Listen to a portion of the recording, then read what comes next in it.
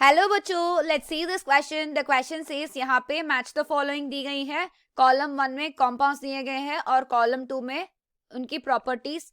तो चलिए मैचिंग कर लेते हैं। यहाँ पर फर्स्ट वाली क्या दी गई? Decolourises bromine water. Bromine water unsaturation की टेस्ट में यूज होती है।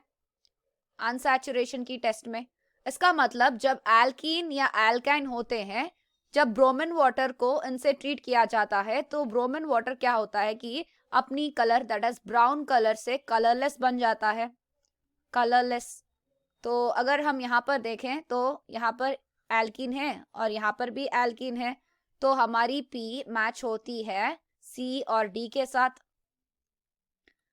अगर नेक्स्ट कंपाउंड को देखें, next statement, effervescence of CO2 on reaction with NaHCO3. NaHCO3 is known to be a weak base. ये एक वीक बेस है, ये जनरली एसिड्स के साथ रिएक्शन करता है। तो that is H plus plus NaHCO3 gives Na plus plus H2O plus CO2 की एलिमिनेशन होगी। तो हमें चाहिए थी एसिड।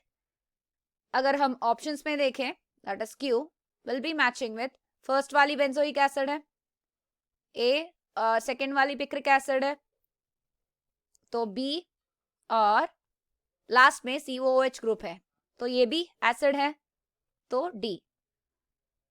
तो चलिए नेक्स्ट वाले के देख रहे हैं। यहां पर oxidation of alkaline, oxidation with alkaline KMnO4।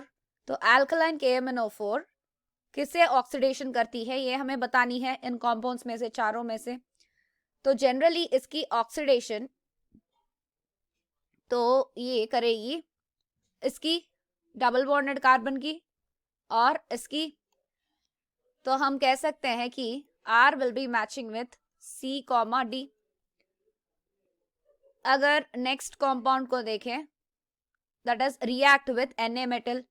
Na metal के साथ H प्लस के जो भी मतलब जो एसिड्स होंगे वो Na मेटल के साथ रिएक्ट करके Na plus plus half H2 का रिएक्शन होता है। तो एसिड्स कहाँ पर है? A पर, B पर और D पर। तो ये हो गई हमारी आंसर। तो इसे हाईलाइट कर लेते हैं। P is matching with C and D, Q is matching with A, B, D, R is matching with C and D, and S is matching with A, B and D.